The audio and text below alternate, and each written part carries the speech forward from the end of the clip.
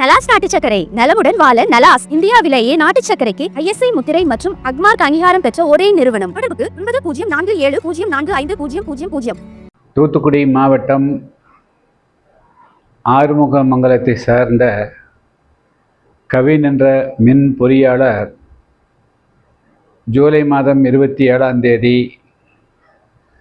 மனிதநேயமற்ற முறையில் திருநெல்வேலியில் படுகொலை செய்யப்பட்டுள்ளார். அவருடைய படுகொலை தமிழகத்துக்கு மிகப்பெரிய ஒரு அவமானத்தை உருவாக்கி இருக்கிறது. ஒட்டுமொத்தத்தில் மனித நேயத்தை விரும்பக்கூடியவர்கள், ஜனநாயக உணர்வு கொண்டவர்கள் அனைவரும் இச்சம்பவத்தை கண்டிக்க ஆரம்பித்து விட்டார்கள். ஆனால் தமிழகத்தினுடைய பிரதான அரசியல் கட்சிகள் என்று சொல்லக்கூடிய திமுக, அதிமுக, பிஜேபி உள்ள கட்சிகள் உள்ளிட்ட கட்சிகள் மட்டும் இன்னும் அந்த சம்பவத்தை வெளிப்படையாக கண்டிப்பதற்கு முன்வரவில்லை. அப்படியெனில் அவர்கள் பட்டவர்த்தனமாக பட்டப்பகலிலே நடைபெறுகின்ற இந்த படுகொலைகளை ஆதரிக்கிறார்கள் என்று எடுத்துக்கொள்வதா, எப்படி எடுத்துக்கொள்வது என்பதுதான் என்னுடைய மிக முக்கியமான கேள்வியா. திமுக ஆட்சியிலே இருந்தாலும் கூட கட்சி வேறு, ஆட்சி வேறு. எனவே திமுகவினுடைய தலைவர் என்ற அடிப்படையில் தமிழகத்தினுடைய முதலமைச்சர் மு.க. ஸ்டாலின் அவர்கள் இந்த சம்பவத்தை கண்டித்திருக்க வேண்டும். அதேபோல எடப்பாடி பழனிசாமி அவர்களும், அதேபோல பிஜேபியினுடைய தேசிய தலைமையும் இந்த சம்பவத்தை கண்டித்திருக்க வேண்டும். இதுபோன்று மிக முக்கியமான காலகட்டங்களில் பிரதான எதிர்க்கட்சி கட்சிகள் என்று சொல்லக்கூடிய அரசியல் கட்சிகள் மௌனம் காப்பதே இதுபோன்ற கொலைகள் தொடர்ந்து நடைபெறுவதற்கு ஏதுவாக அமைகின்றன.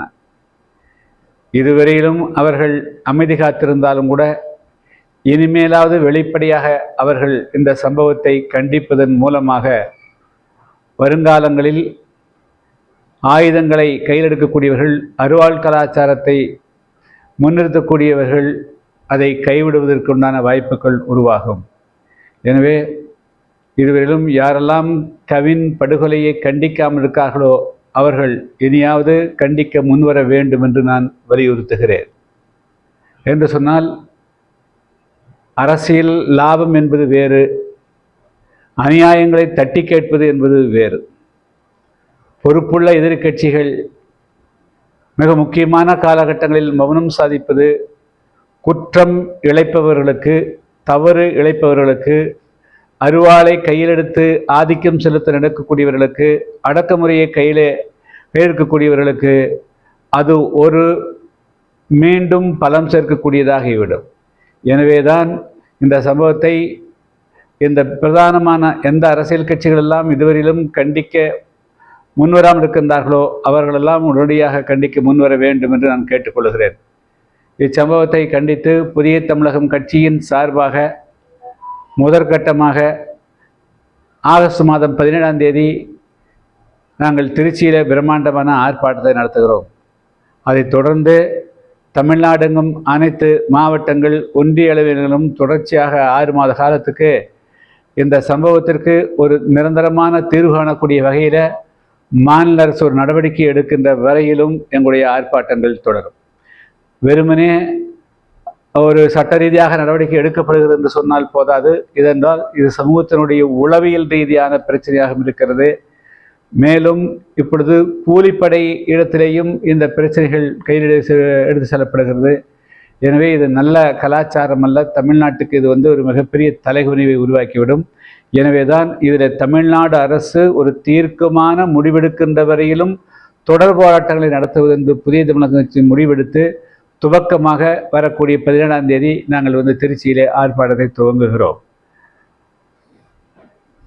புதிய தமிழகம் கட்சியின் சார்பாக நான் தொடர்ந்து தூத்துக்குடி மாவட்டம் உள்ளிட்ட அனைத்து மாவட்டங்களிலும் தொடர்ச்சியாக சுற்றுப்பிரயாணங்களை மேற்கொண்டு வருகிறேன். என்னுடைய 3வது கட்ட சுற்றுப்பிரயாணம் தூத்துக்குடி மாவட்டத்தில் ஆகஸ்ட் மாதம் 23ஆம் தேதி மீண்டும் துவங்குகிறது. கடந்த 2வது சுற்றில் நான் வந்து ஒட்டப்பிடாரத்தை துவங்கினேன். இந்த 3வது சுற்று கயத்தாறு, கோவில்பட்டி, விளாத்திகுளம், புதூர் போன்ற பகுதிகளில் சுற்றுப்பிரயாணத்தை துவங்க இருக்கிறேன். தொடர்ந்து வந்து 3வது சுற்றுப்பிரயாணம் ஏறக்குறைய 10 நாள் வந்து அந்த சுற்றுப்பிரயாணம் தொடர்ந்து நடைபெறும். நான் கடந்த 4 மாத காலமாக பல்வேறு கிராமங்களுக்கு சுற்றுப்பிரயாணம் செய்ததில், அதாவது கடந்த 4 நாட்களாக கூட நான் வந்து ஒட்டப்பிடாரத்தில் 2 நாள், அதுக்கு பிறகு தென்காசி மாவட்டத்தில் 2 நாள் சுற்றுப்பிரயாணம் மேற்கொண்டேன். எல்லா கிராமங்களிலும் மக்களுக்கு இருக்கக்கூடிய மிக முக்கியமான பிரச்சனை, இந்த 100 நாள் வேலை திட்டத்தை வந்து முறையாக வந்து ஒன்றிய அளவில் இப்பொழுது அமலாக்குவதில்லை. அந்த ஊராட்சி மன்ற தலைவர்கள் இல்லாத இந்த நிலையில் கிளர்க்குகள் என்று அழைக்கப்படக்கூடிய அவர்கள் வந்து தன்னிச்சையாக வந்து முடிவெடுப்பதாகவும், மக்களோடு வந்து அவர்கள் தொடர்பு இல்லாமல் இந்த 100 நாள் வேலையை கொடுப்பதற்கே வந்து அவர்கள் லஞ்சம் கேட்பதாகவும் தகவல்கள் வருகின்றன. எனவே அந்த 100 நாள் சட்டப்படி 100 நாள் வேலை எவ்வளவு கொடுக்கப்பட வேண்டுமோ அதை வந்து அனைத்து கிராமங்களிலும் அமலாக்க வேண்டும் என்று வலியுறுத்தி செப்டம்பர் மாதம் 6ஆம் தேதி என்று எனது தலைமையில் தமிழ்நாடெங்கும் வந்து இந்த 100 நாள் வேலை திட்டத்தை முறையாக அமலுக்கு கொண்டு வருவதற்கு ஆர்ப்பாட்டம் நடத்துவதற்கு நாங்கள் வந்து முடிவு செய்திருக்கிறோம். நம்முடைய கோவில்பட்டி, சாத்தூர், சிவகாசி ஆகிய பகுதிகளை மையமாக வைத்து தீப்பெட்டி தொழிற்சாலைகள் இருக்கிறது, பட்டாசு தொழிற்சாலைகள் இருக்கின்றன. ஆனால் ஒவ்வொரு நாளும் பட்டாசு தொழில் வந்து ஏதாவது ஒரு விபத்து ஒரு கிராமத்திலே நடைபெறுகிறது. குறிப்பாக வந்து இந்த தீப்பெட்டி அது பட்டாசு தொழிலில் வந்து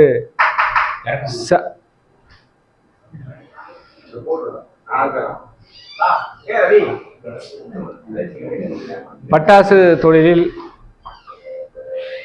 பாதுகாப்பு நடவடிக்கைகளை முறையாக கையாள வேண்டிய அதிகாரிகள் கையாளப்படுவதில்லை. இப்பொழுது நேற்றைய முன்தினம் விஜய கரிசல் குளம் என்ற கிராமத்தில் வந்து வெடிவிட்டு வீட்டிலே செய்திருக்கிறார்கள். அதாவது இவ்வளவு பெரிய பாதுகாப்பு இருக்கிறதுல வீட்டில் வந்து பட்டாசு தொழில் செய்வதற்கு எப்படி வந்து அதிகாரிகள் அறிவித்தார்கள்? நான் கேள்விப்பட்ட வரையிலும் அந்த கரிசல் குளத்தில் வீட்டிலேயே பல வருஷமாக செஞ்சுட்டு இருக்கிறாங்க. ஏதாவது அதிகாரிகள் ஆய்வுக்கு சென்றால் அந்த அதிகாரிகளை வந்து உள்ளே பூட்டி வைத்து விடுகின்ற காரணம் அதிகாரிகள் அச்சப்பட்டு அந்த கிராமத்துக்குள்ளே போகிறதில்லை அப்படின்னு சொல்கிறாங்க. ஸோ இப்படியாக அடாவடி செய்து அநியாயம் செய்து கூட வந்து பட்டாசு தொழில் வந்து செய்யப்படுகிறது. அதனால் வந்து உயிரிழப்புகள் ஏற்படுகின்றன. எனவே எந்த விதமான தயக்கமின்றி காவல்துறை, வருவாய்த்துறை மற்றும் வந்து வெடிமருந்து துறை உள்ளிட்ட அனைத்து துறைகளும் ஒருங்கிணைந்து சட்டவிரோதமாக எந்தெந்த பகுதிகளெல்லாம் பட்டாசு ஆலைகள் நடைபெறுகிறதோ அவற்றை எல்லாம் வந்து ஆய்வு செய்து அதெல்லாம் வந்து முடக்கணும். சட்டத்துக்கு விரோதமாக செயல்படக்கூடிய எல்லா ஆலைகளையுமே வந்து மூடிடணும். சட்டபூர்வமாக நடக்கக்கூடிய பகுதிகளில் இன்னும் வந்து அது முறையாக நடப்பதற்கு உண்டான ஆலோசனைகளை வழங்க வேண்டும் என்று வலியுறுத்துகிறேன். இப்படி வீட்டில் சட்டவிரோதமாக செஞ்சு அதில் உயிரிழப்பு ஏற்படக்கூடியவர்களுக்கும் நீங்கள் ஆயிரக்கணக்கில் 3 லட்சம் 4 லட்சம் கொடுத்தீங்க அப்படின்னா மீண்டும் சட்டவிரோதத்துக்கு வந்து வாய்ப்பளிக்கிற மாதிரியும் அதுக்கு வந்து ஊக்குவிக்கிற மாதிரியும் ஆகிறது. ஸோ அதனால் வந்து இந்த பட்டாசு தொழிலும் ஒரு பாதுகாப்பை ஏற்படுத்த வேண்டும் என்பது என்னுடைய வேண்டுகோள் ஆகும். அடுத்து தமிழ்நாடு அரசின் சார்பாக வந்து இப்போது ஒரு கல்விக் கொள்கையை நேற்றைய முன்தினம் அறிவிச்சுக்கிறான். அந்த கல்விக் கொள்கையில் எதுவும் குறிப்பிட்டு சொல்லும்படியான சிறப்பு அம்சங்கள் எதுவுமே இல்லை. ஒன்றே ஒன்று அவங்க வந்து இருமொழிக் கொள்கை என்று சொல்லுகிறார்கள். இருமொழிக் கொள்கை தான் கடந்த 1967 திமுக அதிமுக மாறி மாறி அந்த கொள்கை தானே கடைபிடிச்சு வரீங்க. அதிலிருந்து வேற அதுவோ கல்விக் கொள்கை என்பது வெறும் மொழி மட்டுமே கல்விக் கொள்கை கிடையாது. இந்த மக்கள் திறன் வளர்ப்பிலிருந்து 2022ஆம் நூற்றாண்டுக்கு இந்த இளைஞர்களை தயார் செய்வது வரையிலும் எல்லாம் பல்வேறு அம்சங்கள் அடங்கி இருக்கிறது. அதையெல்லாம் சொன்ன மாதிரி தெரியல, அரைச்ச மாதிரி வெறும் கல்விக் கொள்கை மட்டும்தான் அவங்க வந்து சொல்லிக்கிறாங்க. அதனால் வந்து அதையெல்லாம் வந்து இந்த அரசு வந்து அதனுடைய திட்டத்தில் எந்த விதமான புதுமையும் கிடையாது. நாங்கள் வந்து இப்பொழுது அனைத்து மாவட்டங்களிலும் புதிய தமிழகம் கட்சியை கிராமந்தோறும் வலுப்படுத்தக்கூடிய பணியிலே ஈடுபட்டு கொண்டிருக்கிறோம். எங்களுடைய புதிய தமிழகம் கட்சியினுடைய 7வது மாநில மாநாடு டிசம்பர் மாதத்தில் அல்லது ஜனவரி மாதத்தினுடைய முதல் வாரத்தில் மதுரையில் பிரம்மாண்டமாக நடைபெற இருக்கிறது. அந்த மாநாட்டில்தான் எங்களுடைய புதிய தமிழகம் கட்சியினுடைய 2026க்கான வியூகத்தை அறிவிக்க முடியும். அதுவரையிலும் இப்பொழுது நாங்கள் கூட்டணியை பற்றி நாங்கள் சிந்திக்கவில்லை. ஆனால் கூட்டணி இருக்கும், அது எப்படி இருக்கும் அப்படிங்கிறது இப்படி சொல்ல முடியாது. ஏன்னு சொன்னால் கடந்த காலங்களைப் போல வெறுமனே இயந்திரத்தனமாக வெறும் சீட்டுகளுக்காக கூட்டணி சேரக்கூடிய நிலைமை கண்டிப்பாக இருக்காது. சில கொள்கை சார்ந்த அம்சங்கள் அதில் இடம்பெறும். என்று சொன்னால் கடந்த 30 வருஷமாக அல்லது 50 வருஷமாக மிகப்பெரிய அளவுக்கு இந்த திமுக, அண்ணா திமுக அல்லது வேறு எந்த கட்சியாக இருந்தாலும் ஏமாற்றி இருக்கிறார்கள். அதனால் குறைந்தபட்ச அம்ச திட்டத்தோடு தான் நாங்கள் அந்த கூட்டணியை சிந்திக்க முடியுமே தவிர, கொள்கைகளை சிந்திக்க முடியுமே தவிர, அதனால் ஆழ்ந்து அதுக்கு பிறகு தான் முடிவெடுப்போம். ஏன்னா பல்வேறு அம்சங்கள், பல பிரச்சனைகள் தீர்க்கப்படாமல் இருக்கிறது. எனவே ஒரு கட்சிக்கு 4 சீட்டு கிடைச்சா 5 சீட்டு கிடைச்சா மட்டுமே பெருசு என்று பார்த்து தான் பல நேரங்களில் கூட்டணி பலரும் சேர்ந்து இன்றைக்கி தமிழ்நாட்டை கனிவள கொள்ளை சூறையாளருக்கும் ஊழல் மலியருக்கும் அதுபோல் எல்லா விதமான தவறும் நடத்துறதுக்கு உடந்தையாயிருக்கு. அதனால் நாங்கள் குறைந்தபட்ச அம்ச திட்டத்தோடு ஆட்சி அதிகாரத்தில் பங்கு பெறக்கூடிய ஒரு மிக முக்கியமான கொள்கையோடு தான் எங்களுடைய கூட்டணியை பற்றி சிந்திப்போம். அதுக்கு இன்னும் இப்போது ஆகஸ்ட் மாதத்தில் மிடில் தான் இருக்கிறோம். இன்னும் செப்டம்பர், அக்டோபர், நவம்பர், டிசம்பர், இன்னும் இதில் ஒரு 4 அதில் ஒரு 7 மாதம் 8 மாதம் இருக்கிறது. ஆனால் போதிய அவகாசம் இருக்கிறது.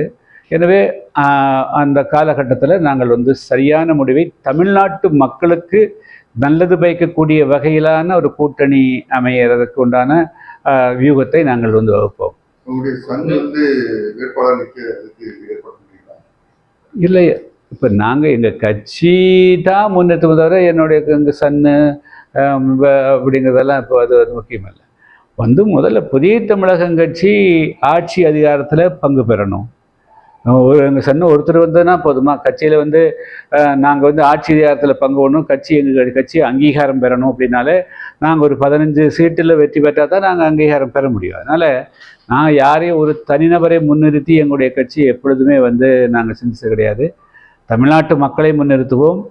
புதிய தமிழகம் கட்சி எந்த தளத்தின் மீது அமைக்கப்பட்டிருக்கிறதோ தேவேந்திர வேளாளர்கள் அந்த கட்சியினுடைய அடித்தள மக்களாக இருக்கிறார்கள். ஒடுக்கப்பட்ட மக்கள் இந்த கட்சியினுடைய ஆதரவாக இருக்கிறார்கள். அதே ஒரு விளிம்பு நிலை மக்கள், எண்ணற்ற சிறுபான்மை மக்கள் சரவைத்தோடாக இருக்கிறாங்க, சவரத்தோடாக இருக்கிறாங்க, விஸ்வரமாக இருக்கிறாங்க, நெசவாளர்கள் இருக்கிறாங்க. அதுபோக எண்ணற்ற மக்கள் மண்பாண்டம் செய்கிறாங்க. இது மாதிரி விளிம்பு நிலை மக்கள் லட்சக்கணக்கான பேர் இருக்கிறார்கள். எனவே எல்லோருடைய வாழ்வாதாரத்தையும் அடிப்படையாக வைத்து தான் நாங்கள் ஒரு கொள்கை முடிவெடுப்போமே தவிர தனி நபர்களை முன்னிறுத்தி இந்த தேர்தல் நின்றதில்லை, இந்த தேர்தல் நிற்க மாட்டோம், கடந்த வரக்கூடிய காலம் நிற்க மாட்டோம். எனவே தமிழ்நாட்டு நலன், கட்சியினுடைய வளர்ச்சி, எங்களுடைய கொள்கை எந்த அளவுக்கு ஏற்றுக்கொள்ளப்படுகிறது, நாளைக்கு ஆட்சி அதிகாரத்தில் இருக்கிற போது இந்த மக்களுக்கு நன்மை செய்ய வேண்டும் என்ற அடிப்படையில் தான் நாங்கள் தேர்தல் வியூகத்தை அமைப்போம். ஆணவ படுகொலை தமிழகத்தில் தலைக்குழுவில் ஏற்படுத்தியுள்ளது. இதற்கு தனிச்சட்டம் ஏற்படுத்தப்படுமான்னு சொல்லி பல தலைவர்கள் கருத்து எழுப்பிட்டு உங்களுடைய கருத்து எதுங்க? அதான் நான் சொல்ல, அதான் நான் சொன்னேன். இதை நான் எப்பொழுது சொல்ல, அவங்களாம் இப்போ தான் சொல்கிறாங்க. 2011 நான் சட்டமன்ற உறுப்பினராக இருந்த காலத்திலிருந்து நான் இதுக்கு தொடர்ந்து வலியுறுத்தியிருக்கிறேன். 2015-16ஆம் ஆண்டு சட்டமன்ற தேர்தலுக்கு முன்பாக சட்டமன்றத்தில் இந்த கேள்வி எடுப்பது போது அன்னைக்கு ஓபிஎஸ் தான் இப்போ காவல்துறைக்கு பொறுப்பேற்றார். அவர் அன்னைக்கு அதை சீரியஸாக எடுத்துக்கல. இந்த மாதிரி தமிழ்நாட்டில் அன்னைக்கே 100க்கு மேற்பட்ட கௌரவ கொலைகள் நடந்தது. அதனால் பிரதான எதிர்கட்சிகள் இதில் உள்நோக்கத்தோடு அவர்கள் மௌனம் சாதிக்கிறார்கள். அவங்க வெளிப்படையாக அதை கண்டித்தாலே பிரச்சனைகள் சால்வ் ஆகும். அதனால தான் துவக்கத்திலே சொன்னேன், திமுக கண்டிக்கிறதுக்கு முன் வரல, அண்ணா திமுக கண்டிக்க முன் வரல, பிஜேபி வரல. ஸோ இந்த கட்சிகளுடைய மௌனம் மிகப்பெரிய தமிழ்நாட்டுக்கு மிகப்பெரிய ஒரு பாதிப்பை உருவாக்கக்கூடிய வகையில் இருக்குது. அதனால் அவர்கள் தங்களுடைய நிலைப்பாட்டை முதல்ல சொல்லணும். இல்லைன்னா இந்த தேர்தலில் பல இடங்களில் அந்த கட்சிகளெல்லாம் உள்ளேயே போக முடியாது, அந்த அளவுக்கு சூழ்நிலைகள் இருக்குதுங்க. அதாவது கோயில்பட்டி முக்கியமாக ம். அதனால தீப்பெட்டி தொழில் பாதிப்பு எப்படிங்க? சீரட் லைட் பாதிப்பு வருது. தீப்பெட்டி கோல்பெட்டி சீர்மாத்தோட தீப்பெட்டி ம். அது பாதிக்கும் வகையில் சீரட் லைட் நிறைய வருது. ம். அது தடுக்கிறதுக்கு ஏதாவது நடவடிக்கை எடுப்பீங்களா? அதாவது 15-20 வருஷத்துக்கு முன்பாகவே இந்த தீப்பெட்டி தொழில் பாதிக்கப்படக்கூடாது என்பதற்காக அப்போ வந்து மெஷினில் கைத்தொழில் இருந்த தீப்பெட்டி அது வந்து மிஷினரிக்கு வந்து இயந்திரமாக்கிற போதே நாங்கள் வந்து கோவில்பட்டிலேருந்து ஏறக்குறைய 100க்கு மேற்பட்ட கிராமங்களுக்கு வந்து வாகன பேரணியெல்லாம் நடத்தினோம். அப்போது சிறு முதலாளிகள் பெரிய முதலாளிகள் ஆதரவு அளிக்கலை ஆச்சுங்களா. நாங்கள் வந்து எப்பொழுதுமே இந்த கோவில்பட்டி, சிவகாசி, சாத்தூர், சிறுவத்தூர் இந்த பகுதி, விருதுநகர் மற்றும் பல பகுதிகள் வந்து இயற்கையாக தன்னெழுச்சிய சுயமாக வந்து இந்த தொழில்கள் வளருது, யாருடைய தயவுலையும் வரல. அதனால் இந்த தொழில் வளர்வதற்கு தான் வந்து எல்லோரும் முயற்சி செய்ய வேண்டுமே தவிர இந்த தொழிலை அழிக்கிறதுக்கு யாரும் வேறு எதுவும் கொண்டு வரக்கூடாது. அந்த வகையில் நீங்கள் சொல்லக்கூடிய அந்த அம்சமும் இங்கே இருக்கக்கூடிய கோயில்பட்டி அல்லது சுற்றுவட்டாரத்தில் இருக்கிற தீப்பெட்டி தொழிலுக்கு ஒரு பாதிப்பை ஏற்படுத்தும் என்று சொன்னால் அதை வந்து தடுக்கிறதுக்கு வந்து நாங்கள் நாங்களால் முடிஞ்ச அளவுக்கு நாங்கள் வந்து நடவடிக்கை எடுப்போம். தமிழக வளர்ச்சி இரட்டை இலக்கத்திற்கு சாத்தியமாக உள்ளது. அது திமுக ஆட்சிதான் ஸ்டாலின் சொல்லியிருக்காரு. இதை பற்றி ஒரு நிலைப்பாடு.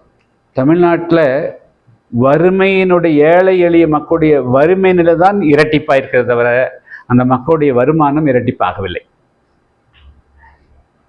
விடுதலை சிறுத்தை கட்சிகள் தலைவர் தொல் திருமாவளவன் தற்போது வந்து இளைஞர்கள் தூண்டு விதமாக தங்களுடைய கருத்துக்களை பதிவு செய்வதற்கு வந்து வலைதளங்கள் பரவுகிறது. இதை பற்றி உங்க நிலைப்பாடு? அது எடப்பாடி பழனிசாமி அவர்கள் தான் அதுக்கு வந்து பொறுப்பேற்றுக்கணும். ஏன்னா அவங்கள வந்து உசுப்பி விட்டது, தூக்கி விட்டது, பெருசாவெல்லாம் சொன்னது வந்து எடப்பாடி பழனிசாமி அவர்கள் தான். அவர்கள் எவ்வளோ பெரிய ஆபத்தானவர்கள் அப்படிங்கிறத அவர் உணர்ந்துக்காம அது ஏதோ அவங்க தான் தமிழ்நாட்டில் ஒரு மிகப்பெரிய கட்சி போல் வாங்கோ வாங்கோ வாங்கன்னு காலையில் மத்தியானம் நைட்டு தூங்க போகிற போது அழைப்பு கொடுத்து அவங்களுக்கு பெரிய கனத்தை உண்டாக்கி வச்சுக்கிறார் வச்சுங்களா. இன்றைக்கி கடைசியில் ஆட்டை கடிச்சு மாட்டை கடிச்சு ஆரை கடிக்கிறாங்க, எம்ஜிஆரை கடிக்கிறாங்க, ஜெயலலிதா கடிக்கிறாங்க. அதனால் அவர் வந்து அவங்கள வந்து பெருசாக அவர் நினச்சி கொண்டிருந்தார். அதனால் அவர் தான் வந்து அதுக்கு பதில் சொல்ல கடமைப்பட்டவர்.